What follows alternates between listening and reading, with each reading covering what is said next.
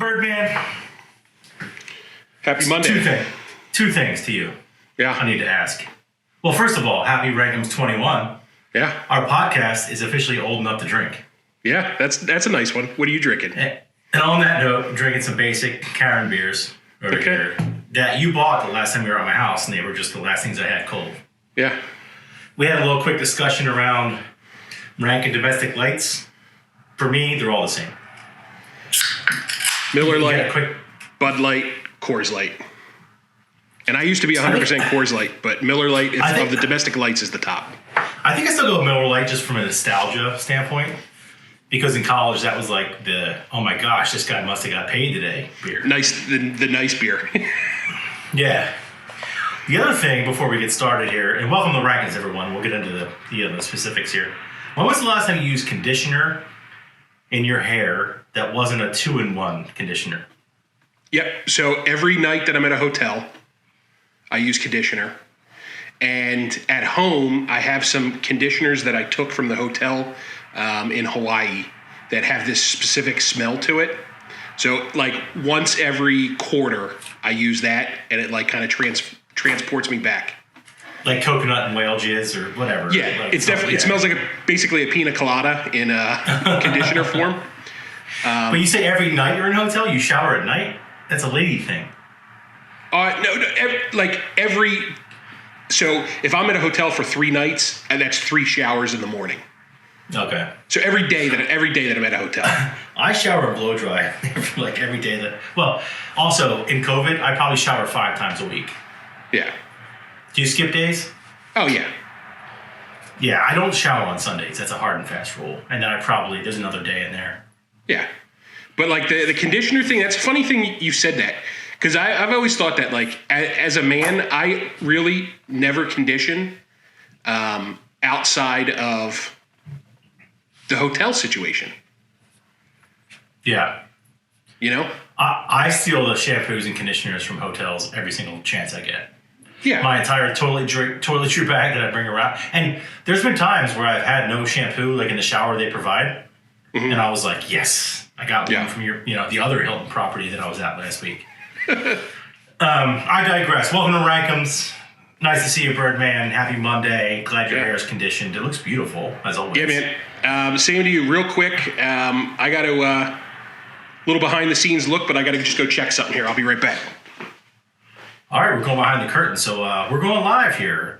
Welcome to Wheels room here. Should I just freak out? Like, what was the one that? Who was the Fox News guy that like freaked out? Like, Bill O'Reilly. Fucking do it live. Fuck it, we'll do it live. I was trying to think of that. But everything good back there, or do you want me to send like? Okay. Right. No, I was basically trying to make sure that we didn't record an entire episode, and then my device wasn't recording. So. Okay, is it plugged in on both ends? Yeah, we're good. Every time I talk to you, I feel like I'm talking to my grandmother and trying to tell her to program the VCR. Yeah, I know. All right. Well, with that said, welcome to RankEmz. Pleasure to see you, as always. I like your USA shirt. Yeah, no idea where this is going, because that's where we all live. Yeah. I got to shout out to Marty's Auto. Okay. If you ever need a brake pad or something, just give Birdman a call. Yeah. Here's a show we rank random things. I don't know the topic. Spoiler alert: there may be some changes in format coming up for those watching at home. So stay tuned for that. But for this, we're sticking to the tried and true. What do we got? All right, man. So I think this is going to be a timely episode. So this past Friday, did you watch? Past Friday? Yeah. Did you watch the thing? What thing? The fucking Winter Olympics, dude. They opened up this past Friday. Let me tell you, you're not very cultured. You're not very cultured. First of all, I hate that whole thing where it's like, my girlfriend does it all the time. It's like, oh my God, we need to talk. Yeah. And my heart drops, right? Thinking like, what is going on? Yeah. And she's like, can you believe they put the wrong cheese in my sandwich today? I know. And it's like, can you lead with that? I don't want to hear like the bomb drop first. Okay, yes, Winter Olympics. Moving on. Don't do that to me. Yeah. I hate that. It's my pet peeve. Fucking silly goose. You are such a silly goose. You're the silliest. All right. Moving on. All right. Today our topic's going to be focused on the Winter Olympics. We're going to actually rank our six favorite Winter Olympic sports. 6? Yeah, we're going with 6. They have 6? They have like 14, I think. So I think there's 14 different types, and then like each type of sport has multiple events. But we're actually currently in an odd situation because we did just have the Summer Olympics in 2021 that were rescheduled because of COVID, and now just a few months later, we're in the 2022 Winter Games in Beijing. It's the first time since '92 that the games have been held less than 6 months apart. So yeah, in order to honor the celebration of the 2022 games, this is what we're going to rank. So here's the 6 sports. Number 1, curling. Number 2, figure skating. Number 3, ice hockey. Slow it down a bit, Chief. All right. Fingers getting cramped up there? Fingers getting cramped there, Pop? Yeah, a little bit. Number 4, ski jumping. Number 5, snowboard half pipe. And number 6, Robert sled. Bobsled. Oh, I was going to say, you have to explain that one. Cool runnings. Yeah, I mean, exactly. So as you're kind of, as we normally do, as you're ranking them, I'm going to give a little bit of background on each of the Winter Games, each of the sports, as well as the Winter Games. So 2022 Winter Olympics are being held in Beijing, China. With the 2022 Games, Beijing becomes the first city to host both the Summer and Winter Games. The games go from February 4th to February 20th. So the first sport is curling. Curling is a sport in which players slide stones on a sheet of ice towards a target. This is played with 4-person teams. Each team takes turns sliding stones across the playing field to the other end's target. Points are scored for each stone that is resting closest to the center of the target. Wheels, this is basically similar to scoring like in bocce or shuffleboard. Yeah. So the more things that you have closer to the target, the more points you get. You're going to tell me twice. In addition to the people tossing the stones, you also have sweepers that sweep the ice as needed to help the stone get to the spot they want. Number 2, figure skating. This consists of pairs and individuals that perform a routine on figure skates. The most popular of the figure skating disciplines is women's individual. This sport has produced some of the most famous and infamous Winter Olympians of all times, like your Dorothy Hamels, Michelle Kwan, Christy Yamaguchi, Nancy Kerrigan, and of course, Tanya Harding. She's always my favorite. Yeah. Number 3, ice hockey. I feel this one doesn't need too much info. This is definitely a sport that we all know. The 2022 games will feature 12 men's and 10 women's teams. Starting in 1998, NHL players have been allowed to participate in the Winter Olympics to play for their home countries. In 2018, NHL participation was not allowed after the NHL and players could not reach an agreement. And then now for 2022, the NHL players were originally going to be allowed to participate, but in December 2021, the league decided against NHL player participation after the league was forced to cancel a bunch of games due to COVID. Number 4, ski jumping. This is a skiing event where that is score-based. Skiers jump off normal and large hills. Competitors are ranked according to a numerical score obtained by adding up components based on your distance, style, the length, and wind conditions. Is there any normal ski jump, like a layman's term, or is it just like? No, so with me, a speed bump is a big hill. Yeah, no. So there are normal. So there's one. It's literally called the normal hill, and then the large hill, okay. And then there are certain specifications to each hill. I think one of them is like, I think the normal hill is like 80 meters, and then the large hill 120 meters. So it's significantly larger. You speak in meters. I have no idea. I think you're talking about the Soviet submarine. But moving on. Something like that. Also, as we're kind of going through this, something's going on with your iPad. I don't know what it is. Can you see me? No. I can hear you. I'm gonna go do a little. Keep going. Okay. This is our technical difficulties episode. Yep. Number 5, snowboarding, half pipe. This is another score-based event where men and women perform tricks in a half pipe that have walls between 8 and 23 feet high. Riders are scored based on the execution and difficulty of the tricks attempted and completed. And finally, number 6, bobsled. Bobsledding consists of 2 events. You have 2 and 4-person teams. The event is based on timed runs of these teams down a curved, narrow ice track. Aggregate times from multiple runs are used to determine the winners. So those are the 6. Am I back on the FaceTime first of all? No, we don't. I don't think we need it. Cool. We're going live. Fuck it. Yeah. We'll go live. As long as you can hear me, we're good. Yeah, I can hear you. We're good. Interesting 6. Were you done with your dissertation yet? Those are the 6. I realize there's a ton of other sports. These are the 6. These are the 6 that I watch, and I created this list. So I'm the CEO of this list, and it's the way it goes. Yeah, we all get it. You're the CEO of everything you do. Yeah. All right. Well, I'm going to give the CEO a little choose his own adventure path here. Okay. Because obviously there's a couple things you can't sum up all the sports in one, like the Winter Olympic high dive, which would probably be painful. Do you want me to list these in terms of what I think are the most impressive, or the top 6 that I think I would be best at? I'll let you pick. I think what you would be best at, I think is a funny way to do it. I like that. Okay. Yeah. Were you planning on that? Because we can go to that road. We can quickly cover the other one at the end. It's sort of just kind of wrap up the episode. But I didn't rank those in this format, but I like where your head's at. I was thinking, like, which ones I like to watch, which ones whatever, and the Winter Olympics to me is just all kind of like lumped into one thing, and I care about ice hockey the most. So figured I'd throw a curveball. Yeah, let's do it. So I guess I'll give you the top 6 that I think I'll be best at.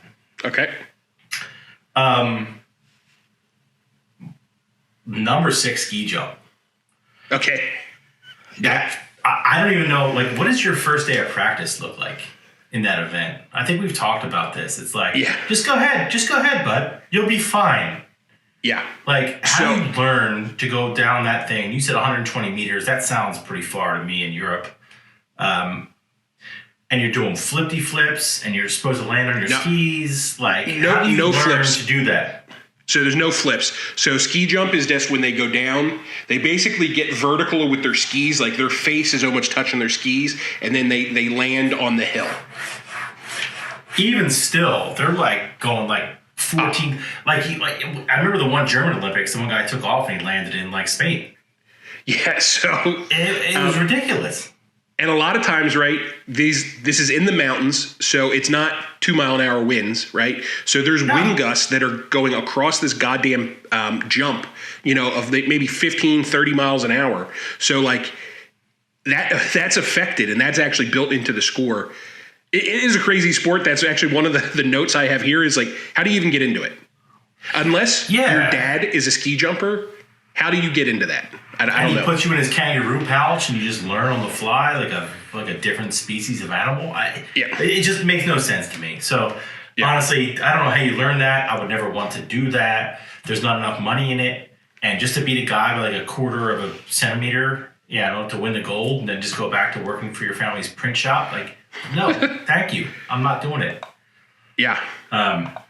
So, all right, sorry for the curveball, but I'm going to rank these in terms of the ones I think I can actually do. No, that's fine. So mine is kind of based on viewership. So number 6 for me is figure skating. I definitely understand the fanfare. I feel like figure skating is to the Winter Olympics as the ladies gymnastics is to the Summer Olympics, right? It's kind of one of the pinnacle events. Like I said, there's some of the most famous kind of Winter Olympians have come out of figure skating. If I'm going to watch it, it's definitely the women's skating. I feel like the couples and the men's is pretty unwatchable. Can't do it. It's not really for me. If the Americans have like, the odds on favorite for the gold, I may watch the gold medal night that they're kind of doing their event. But other than that, I'm not like following it all through preliminaries and all that kind of bullshit. Can't do it. In fact, I don't really like the couples to begin with. It's like are they? They're not dating. Like what is this? Is this some kind of like rom-com where I'm supposed to like, oh, maybe they're dating, maybe they're not? I remember I had a buddy it's a weird sport. when I was in whatchamacallit, like middle school, I had a buddy that lived down the street, like, 10, 15 houses down. And he used to do figure roller skating where he had a female partner that they did female roller skating. And as this is coming out of my mouth, yeah, this is for real. It's Cubane. Remember Cubane? This is real? Yeah. I know exactly who you're talking about, but this is for real. This is 100% real. On inline skates or like the beige with the four skates? The four-wheel roller skates. I think I want to get Actually, sick. Make a note, next time Dano comes on as a guest host with us, he's well-versed in this with Cubane. He knows about it. We'll have to talk to him about it a little bit more. Yeah, my ex-wife also did some figure skating back when she was like a little kid. Yeah. So, and she probably stunk. Just, thinking about like everything else she does. Hit us with that 5. Moving on. Also, another thing that seems freaking impossible is a snowboard half pipe. Do you see what these guys do? What's the Flying Tomatoes name? Sean White. But like he set the whole thing. He was like the best. Like I don't know. Is he retired? Is he coming back? I feel like he's got to be done. No, he's back. This will be his final games in 2022. This has to be like his 5th or something, right? Or 6th. I don't know. This is his. Hold on. This will be his 5th. So that's 20 years of competing, right? So you have to at least be, 14 or 16 when you start? Yeah, because his first was in the 2006 games. So it's not 20 full years elapsed. Do you see some of the crazy shit these dudes do on that half pipe? So what's nuts is, right, these walls are 8 to 23 feet high on either side. So they're going up, let's just say they're going up 20 feet, and then coming out of the pipe 15 to 20 feet, fucking loop-de-loop, flip-de-flips, and then somehow, like, coming back and landing it. So the thing for me, and God bless them all, it's like they land on their buttocks sometimes or maybe their shoulder or something, but nobody ever, like, hits their face on that sheer iceberg cliff. And that's why, like, you got a helmet, but like, can't you put like a face mask or something? I don't know. That's why it's so impressive. I couldn't do that. I still think the long jump is scarier because you're flying, 2 countries. Yeah, right through the air, man. Yeah, but at the same time, also, how do you go further? Do you just get skinnier? Do you have more aerodynamic skis? Like, you're not doing whatever.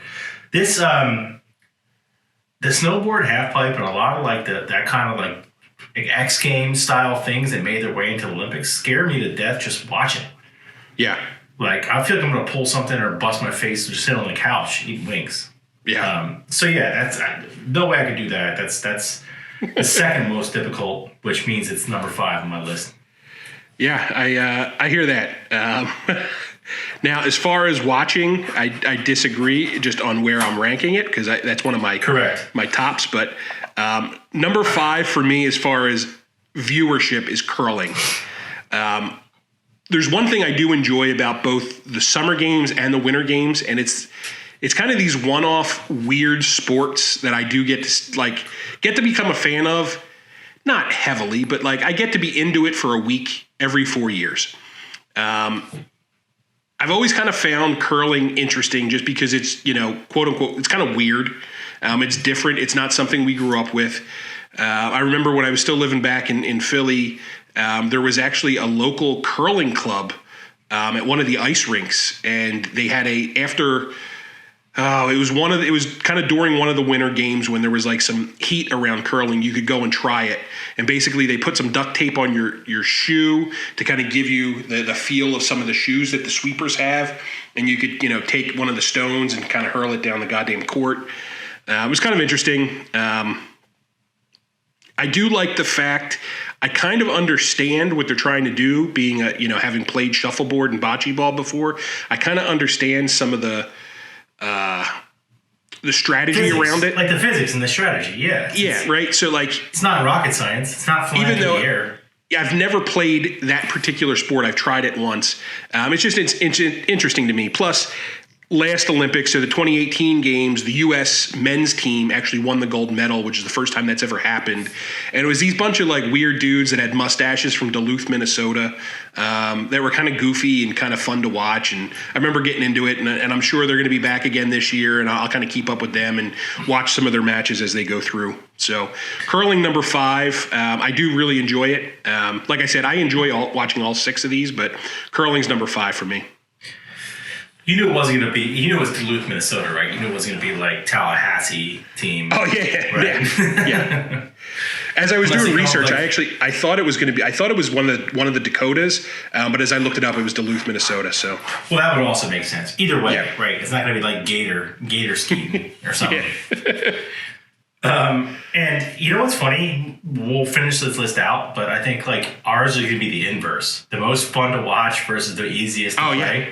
Yes. It could be very similar to like the exact opposite. Yep. So I am on my number 4 from the bottom, hardest to do, and that's figure skating. And honestly, this could have been higher because the shit they do is incredible, except I don't have as much fear of death as the other two. Yeah. So like if I'm trying to do a triple flippy, whatever, I'm not going to fall into a ravine or hit my face on a sheer cliff of 23 feet of ice, right? 2 stories worth of ice. Yep. So that's the only reason I put it. It's arguably harder than the other two, except there's not a fear of death. Yeah, I think there's probably more finesse in figure skating a little bit, but yeah, like I get the non-fear part. And I think it's just like a female sport, and I don't want to get like cancel cultured in 2022, but like gymnasts and like figure skating, like females are much more like they have much more finesse and whatever. Yeah. And they make it. They're much prettier too. They make it look better. Yeah. Like when was the last time you saw Ray Lewis on ice skates and go like, man, that's a bad dude? Yeah. Anybody wants to go across the middle on him. Watching Cubain on the roller skating, I did get to see one of his events with his partner. It was gorgeous, though. It was like poetry in motion. It was poetry, right? It looked like poetry on the roller skating rink. It was really amazing. It was like if Beethoven had 4 wheels on each of his feet. I still think about that some days. Yeah. Oh, I'm getting my heart's skipping a beat. But moving on. Yeah, I think that's just as hard, but the only reason it's not 5 or 6, so I'm going bottom up, is because there's no fear of death. There might be. Remember, what was the flyer that got his face cut off? Chris Terrian? No, it was one of them. He got like his whole face lacerated by a ice skate. There was just a kid in high school that like died from a hockey skate to the neck, like within the last month. I guess it's not completely, death free. If you're doing it as an individual, very low risk. Yeah, and I actually do. I don't hate watching like Michelle Kwan or whatever, Nancy Kerrigan, before she got her kneecaps broken in half. Yeah, kind of crushing on the national stage. But yeah, I digress. That's a very, very hard sport. It's just I'm not worried about dying. So gotcha. Third hardest. All right, number 4 to watch, ski jumping. So where I basically got an appreciation for the ski jump was I took a trip up to Lake Placid, and was able, like, they still have some of the kind of the Olympic Village stuff there, but one of the things that's still standing is the ski jump, right? And you were able to go to the top of the ski jump and look down it, and it blew my fucking mind. Just not understanding. I don't understand how someone can go, okay, I'm going to just take skis on this and then jump, and then you see the hill, right? Like where they start and where they land on the hill is so far away, and there's so many things that can go wrong. You're talking about that whole like just, fear of death. It blows my mind, but it is fun to watch as a spectator. It's crazy sport. I don't ever watch it outside of the Olympics, but I love to watch it every 4 years. Would you go down on an inner tube on a cruise ship if it was filled with like chlorinated water? Dude, it's really high. What if it was Disney World? You got like the ears. Yes. Yeah. So that would settle you down. Just because there's some trust in the safety record of Disney, and I know that they've had plenty of accidents, but if they designed a ride, it's 99.9% you're not going to die. Yeah, no, I'm with you. I would never get up. I have a fear of heights anyway. Oh, and yeah. Just going down on like ice cubes and just trying to go as far as I could. Yeah. Like I would go down on my butt and just try to like plop into the water. Like, boop. Yeah. That's it. Do I have a brake, like the brake thing on the sled? Yeah. Winter Olympics are weird, man. It's cool. I like them better than the Summer Games because I feel like these are cooler every 4-year sports to me. But all right, so number 3 coming from the bottom again, so third from the top. Only because I played it, and we all kind of played it. Ice hockey. Okay. It's arguably probably the hardest thing on here if you really think about it, but it's like the one that I can actually wrap my brain around. I would be terrible. Maybe I would get like one time I would get like an assist for the other team by accident, right? Mm-hmm. Maybe I would touch the puck, whatever it is. Ice hockey is a hard sport. Love it. Love watching it. Love playing it. I didn't play much ice hockey. I probably played ice hockey like 3 times ever. It was mostly like roller hockey and whatever. But compared to these other things, I feel like I could play it at least I you have a shot for sure. I know how the game works, right? Yeah. I'm not just going down a cliff to go further than Hans Hanserson from Switzerland. Yeah. Right? So that's why I have to go with that one, number 3. You'll see my reasoning for the other 2 here soon, but still scary as shit. Of course, I don't want to play ice hockey against anybody, right? But I feel like if I had to pick a third of 6, that's it. Can you imagine getting fucking checked by another human man? Not to blow up your spot, my number 1 watchable Winter Olympic sport. Oh, it's ice hockey. Yeah, for sure. Yeah. You're not giving too much away there. I mean, everybody knows it. Number 3 watchable for me is bobsled. So I can still remember the first time I saw Cool Runnings with John Candy. It was in elementary school. It was at a school movie night over at Glenwood Elementary. I was there, I guess. You probably were. This was definitely my first experience with bobsledding. Since then, I've always kind of enjoyed watching bobsledding at the Winter Olympics. I don't really have a preference on the 2-man versus 4-man, 2-person versus 4-person. I can enjoy kind of any of them. This is another thing. I did get to see the bobsled run up at Lake Placid. So I did just get kind of an appreciation for how crazy what they're actually doing is, right? It's just like this little tin can that they're kind of going down this ice track in.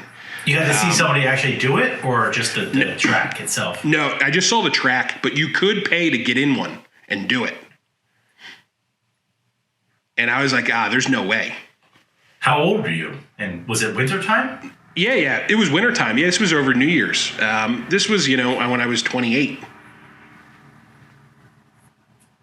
Wow. So I didn't know. Yeah. But this is definitely one event. If I ever get the chance to go to a Winter Games live, I would like to see the bobsled live. Like I would like to be a spectator at that event. Feel the rhythm, feel the rhyme. Get on up. It's bobsled time. Sanka coffee. Yep. No, I actually watched that movie on a plane recently. For no apparent reason at all. It's great. God rest John Candy. Is that like one of John Candy's final roles? I don't know. I don't know where that was. It was definitely later career for sure. 93. Yeah. God rest his soul. So yeah, that's my number 3. I'm going with number 2 because it kind of feels like sledding, bobsled. Okay. Right? Like, is there a break? Like, I could complete the circuit. Yeah. So you definitely could because, like I said, at Lake Placid, you could pay, like a regular human being can just pay to do it. Now, you don't have like your skydive guy, your first time skydiving, you don't have the guy attached to you or something? No, I think that there is a guy that's like, you're just as the rider. So, yeah, but I think these things have a brake on them. Yeah, they have a brake, and they have steering. Like, so the front things do steer. Like the front guy that's in it, either in the 2-man or the 4-man, is the pilot. I think I like the 4-man, but I also like the single guy thing, the skull or whatever they call that. Oh, skeleton. Oh, there's the luge and there's skeleton. The luge is feet first. The skeleton is face first. Skeleton's crazy. Both of those are crazy, actually. Didn't they have a guy die in like the Olympics? I forget, a few years ago from like Poland or something. Yeah, people have died from the bobsled too. Like when they flip, your head can get crushed in pretty bad. And there's one driver, and what do the other guys do? Does it add weight? No, they each have a role for sure, but like they have to lean and they have to like change the center of gravity. Anyway, I feel like me and you and two other guys could get down the hill on that one. Me and you are not going to do a figure skating routine. Man, can you just imagine? Let's just do a 2-man, you and me. Maybe we'll have to do that. I'm driving. Maybe what we'll do is, I'm sure they still have the stuff still set up in Salt Lake City from their winter games. Maybe that's after we become a little bit more famous, maybe we go and do one of those. Put it up on the Patreon. Fine, but can I drive? You drive and I'll be the pusher guy on the back. You're the caboose. Yeah. You're Sanka. No, I'm Sanka. No, who drove? It was the sprinter guy was in the back. Whatever. Yeah. That it just feels like extreme sledding. That's why I feel like I can do it. Yeah, I agree there. So watching number 2, snowboard half pipe. Shaun White is the reason I watch the snowboard events at all. Yeah. I specifically like the half pipe just because it's like an X Games type event. It's just awesome to kind of see them go up 40 feet in the air, do some flips, and then somehow land that shit. Like we talked about, Shaun White's going into his 5th and final games. It's a cool sport. We've, over the last 5 games, we've had a cool U.S. athlete to kind of follow and pull for. He actually also is the holder of the most Olympic gold medals as a snowboarder, both men and women. So he owns that record. I don't know if he's favored to kind of win another one again this year or not, but I'll certainly be kind of cheering him on. He's kind of like the Winter Olympics Michael Phelps. Phelpsy, yeah. Yep. Whereas before him, who was it? Like Apollo Antonono on the speed skate thing? He was a speed skating, but it was like, that seems like that was a kind of a one Olympics and done. He might have had 2, but either way, yeah. Like it was just like, oh, cool, we got this guy who can do this fucking roller derby. Yeah. But yeah, I even started watching the X Games a little bit just because of Shaun White. Yeah. So this, as far as the watching thing, I have watched snowboarding outside of the Winter Olympics and some of the X Games stuff. So I just like when there's a dominant U.S. Olympian in anything, right? Yeah. Like I don't really care about swimming, but Michael Phelps made me care about swimming. And it's Ledecky. Is it Katie Ledecky on the women's side? Oh, yeah, her? Yeah, of course. So like, and actually in snowboarding too, the U.S. is dominant really across the entire sport. So there, I don't know the names, but there's a ton of like good women athletes that come from the U.S. And then there's other U.S. snowboarding men that are also very good. So like, it's one of those events where we have a shot at the top 3 spots a lot, like we're going to be on that podium somewhere probably. Yeah, just whenever there's a dominant U.S. Olympian, I'm in, right? Even like Michael Johnson back in the day in the 96 Atlanta Olympics. Yeah. That broke the speed record until Usain Bolt beat it like 73,000 more times. Yep. I have a book signed by him, the whole thing. It was like, oh, cool. I'm not trying to be a homer, but I'm a homer. Man, whenever there's a like American team that's good, I'm in. When it comes to the Olympics, I love it. Look at this. I have this shirt from an Olympics. Like, it's the only time I really wear this is every 2 years when the Olympics are on. I had to dig it out of my closet here last week. So smell like mothballs and smelled like bullshit. But yeah. Hey, quick. Do we ever say quick R.I.P. Bob Saget? I know we had him in a recent episode. Did we say that yet? We did not. Yeah. God rest his soul. Great American. Yeah. The world's gonna miss you, buddy. Seems like he was very well liked. Did a lot of like good for comedy. Did a lot of good for that cancer charity. It doesn't seem like he was a bad person. Like there's some of these celebrities that are like shitty people. He doesn't seem like he was one of those. And that's a shame. And it seems like it was way too soon. Yeah, sorry. I know it was a few weeks back now, but I don't think we talked about it yet. And also, didn't mean to throw you under the bus there, but I think we both like him. Good dude.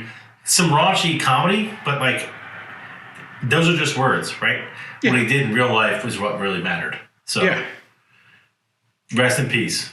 Boom. Wanted to throw that out there. I know Dano and the whole thing. We'll never have Dano back also. So nothing like taking us to the number one and right before we get to our ones, dropping that on the entire audience. You really like your timing is unbelievable.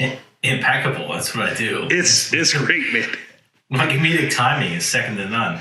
All right, come on. Let's be serious. The one game you could go out and play today, like right now, right? Curling. When did this get invented? Was it like one guy on that side of the lake was like, this guy on this side of the lake needed a pot of tea, and that guy was like, I'll get it to you, bud, and just like slid it right over there and tried to just nail it right in like in his dock or his kitchen? Why that's a sport, I have no idea. And they have these like brooms, and it's just a bunch of guys, and it's a one Olympic sport you can actually probably drink during. And I think you're encouraged to drink during it in like local leagues. Yeah. All right, so evidence that curling existed in Scotland in the early 16th century includes a curling stone inscribed with the date 1511, found when an old pond was drained in Dunblane, Scotland. So it's been around. You ever been there? It's a wild place. It's been around for 500 years. Wild place, man. They got Hooters there. Yeah, it's great. Dunblane, Scotland. The Hooters wings there are fantastic. I will give you that. Yeah.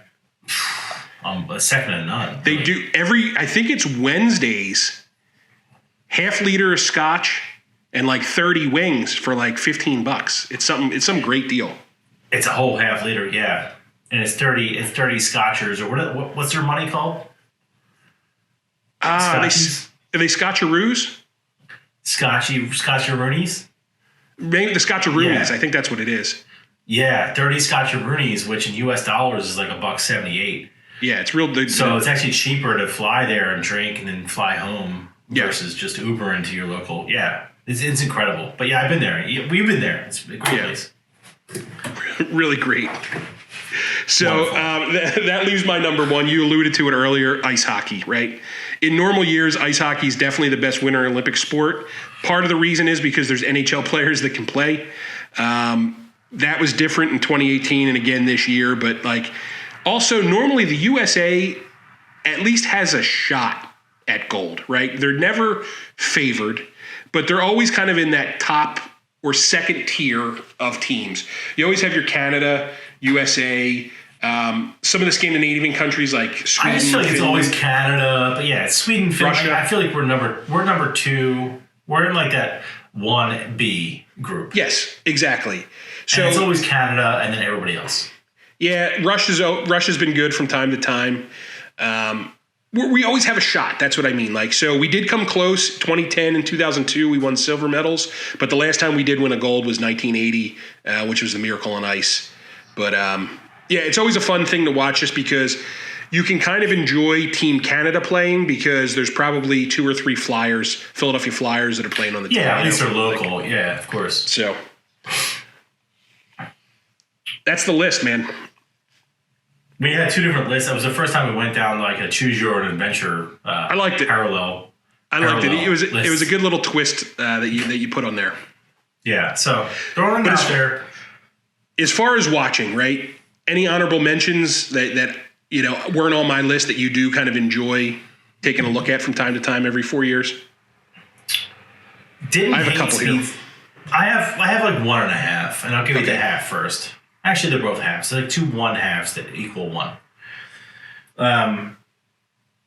The speed skating thing with Apollo Antonono was fun. But again, I go back to my homerism of I won't watch it if it's just a bunch of other countries' guys. Yeah, agree. I have speed skating on my honorable mention list too. But they had like this nylon thing over like a plastic helmet. I never really understood what those helmets were all about. They never looked safe. Yeah. And these guys have these long blade things. The whole sport doesn't look safe. Here's what's also tough watching that sport is they crisscross, right? So like for part of the time they're on the inside and then part of the time they're on the outside. And it's kind of tough, except if you're watching the counter and like whatever the scoreboard is on the screen at the time. It's difficult to really know, like, man, is this guy fucking beating him bad or is he losing? So that kind of takes it away from me a little bit. Because it changes the distance, and you're like, he's not actually in the lead. He's just on the inside loop right now. Yeah. Yeah. Well, do you want to take one, and I'll go next? Yeah. So freestyle skiing. So they have a couple things. They have one where it's just like kind of like the ski jump where they just go down, they go off these ramps and they're doing flips and stuff. Sometimes it's called the hot dog, but that's not like the official name. And then also moguls. So those are two different freestyle skiing ones. The moguls look fucking brutal. So I'm certainly not a skier, but the thought of just like pounding left, right on these goddamn bumps and somehow making it to the bottom and getting scored like for like the way your legs are moving, and it looks like robots that are going down doing it. It doesn't like the way the human body moves when a guy's on moguls just doesn't look natural. It looks like your truck. If you had a truck going down, it would need new shocks at the bottom. Like it's not natural. Yeah, it's weird, but it's an enjoyable one to watch. What was Lindsey Vonn and all that? Was that her? Was she a downhill? Whatever? So that was downhill and slalom skiing. That's actually my last one since you bring that. But like, yes. Sometimes when they're just kind of going through those different gates, you got to go left, right, but they're going down. I like that. I never knew what the name of that was, but yeah. So then there's like the Super G, which is the super giant slalom. Then there's regular slalom. Then there's downhill. So downhill, I think, is just the gates are very wide. So you're just kind of going down the track as fast as you can. And then the slalom and the Super G are the smaller gates where you have to like get to the gate left, right. And they're fucking flying doing it, right? But somehow they have the precision to be able to hit these gates at the exact right time. They don't go through the middle of them. They just hit them on the outside. They're flexible and they fall. Yeah, it's crazy. It's insane. The only other honorable mention that I have is like I have no idea how this is an Olympic sport, but the one where you like skate or ski around and then shoot things and then ski and then shoot things and then ski and then shoot things. What the hell is that? It's like the biathlon. It's an athlon. Yeah, but like, how can you be good at like sharpshooting and skiing at the same time? I think what it's all about. You're combining two talents. I think just what it's all about is like, how do you regulate your internal heart? And like, because, you're going, I don't think the skiing part is difficult. And what I mean by that is it's not really like up, down. Like it's kind of like, it's a track and there is slight changes in elevation, but it's really just cross country skiing. No, you're sprinting against each other. Like they're sprinting, right? Sometimes, yeah. But then they have to like get to this area where they have to shoot 5 or 10 targets, and they have to stop, somehow compose themselves to not be sitting there like. Yeah, and like I kind of like that game. Yeah, that's a cool one. Yeah. You're right. It is some kind of athlon thing. Yeah, it ends in athlon. I don't know if it's the biathlon or something like that, but. So one of the issues there is it's not like a group start. They start those at different times, and then it's a timed event based on the targets you hit. So I think for every target you don't hit, you get a time penalty, and then whoever has the lowest time is the one that wins. So they do space them out, but yeah, there's times where like some of those guys and girls are like trucking through there, and then they got to stop real quick, pull out their rifle, load the gun, and shoot a fucking target that who knows how far away it is. I like the event, but it's just so odd. It's weird. It's one of those things that you'll only ever watch every 4 years. Yeah, and these people practice that just to make $80 for 2 weeks. Dude, can you? There is a certain amount of like, how do they have that much drive to go do this thing that is like, the only payoff that they're going to get is pride. It's crazy. Olympic medal. They're probably subsidized by their government, right? Oh, they are. At least paid. They're paid for. They're not like, they're going to have to go out and get a job after the Olympics when they get like, bronze. For sure. Yeah. So maybe they will get a job where they live in like, I don't know, near some fjord that's always covered in snow, and they hurry up and go shoot 5 rabbits and bring them home real fast. I don't think there's a market for that. Yeah, I don't know. It's not a practical skill. No. Anyway, this is a good list. Yeah. Good one. I like the choose your own adventure element to it. Yeah, that was good. I usually hate you. Tonight, I just kind of dislike you. I feel like we've been getting along a little better, which is nice.